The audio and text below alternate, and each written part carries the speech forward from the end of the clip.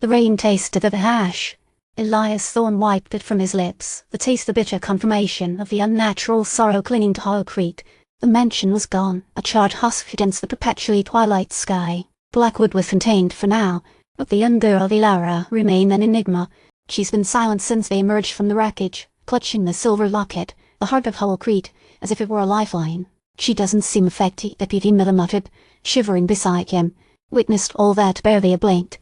Thorne grunted, his gaze fixed on Elara. She was a small thing, no older than 7, with eyes that held an unsettling stillness. They hadn't cried, hadn't questioned. She simply stood, a silent observer in a scene of devastation. He's seen children endure worse, but there was something different about her. A detachment, an acceptance of the horrific that felt profoundly wrong. Children adapt, Thorne said, though the words felt hollow even to his own ears.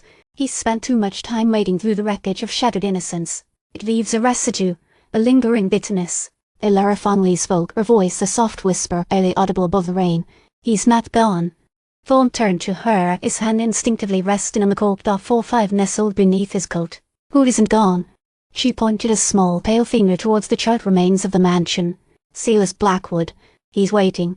Waiting for what? Thorne pressed, feeling a prickle of unease crawl up his spine. He's dealt with Blackwood's arrogance, his delusion. At this felt different. It was a child's whisper carrying the weight of ancient dread. For the collector, she said, her eyes unfocusing slightly, as if peering beyond him into some unseen realm. He always needs more. The collector. Thorne recognized the name, a whispered legend amongst those who dealt in the darker corners of the arcane. A being of immense power, a cosmic scavenger who amassed artifacts and souls across realities.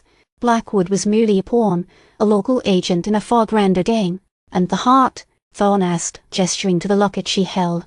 It pulsed with a faint, silvery light, radiating the distilled sorrow of Hollow Creek. It protects, she said, her voice barely a breath. But it's not enough. Suddenly, the rain intensified, battering them with icy needles. The wind kicked up, howling through the skeletal remains of the mansion. A low, resonant hum filled the air, vibrating in Thorne's bones. He felt a pressure in his temples, a sense of encroaching madness. We need to get her somewhere safe, Miller said, his voice strained. This place, it's not right. As they began to move, Elara stopped, turning back towards the ruins. She raised the locket, offering it towards the wreckage.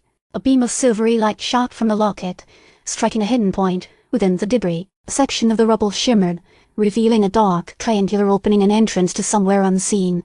He sends a gift, Elara whispered, her eyes wide and unblinking. From the opening emerged a figure tall and gaunt, wreathed in shadows. It wasn't Blackwood. This being radiated a power that dwarfed the collector's local agent, a presence that seemed to walk the very air around it.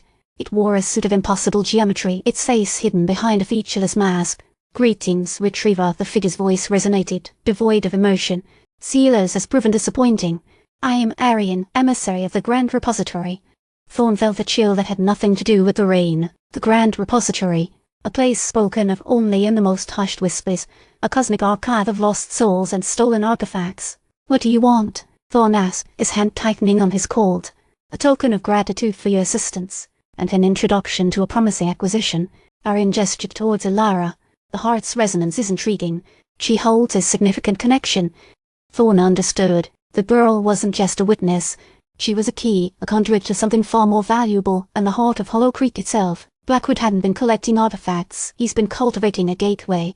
She's not for sale, Thorne said, his voice tight, with suppressed anger. Arion tilted his head, a gesture that somehow felt condescending. Such a simplistic view.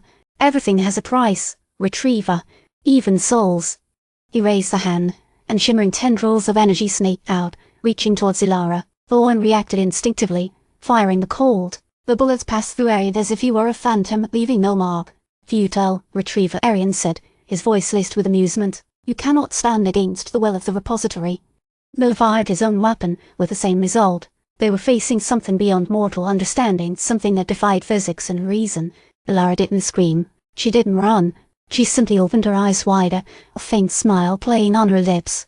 The locket in her hand pulsed with a blinding light, and for a moment Thorne saw a kaleidoscope of colors, a glimpse of a reality far beyond human comprehension. Then the light vanished. Elara was gone. Arion bowed slightly. A pleasant exchange. Until our paths cross again, Retriever. With that, he and the shimmering entrance disappeared, leaving Thorne and Miller standing alone in the rain, amidst the ruins of Hall Creek, the taste of ash heavy on their tongues. The rain intensified, washing away the scent of smoke and sorrow, leaving only the chilling certainty that the horror had only just begun.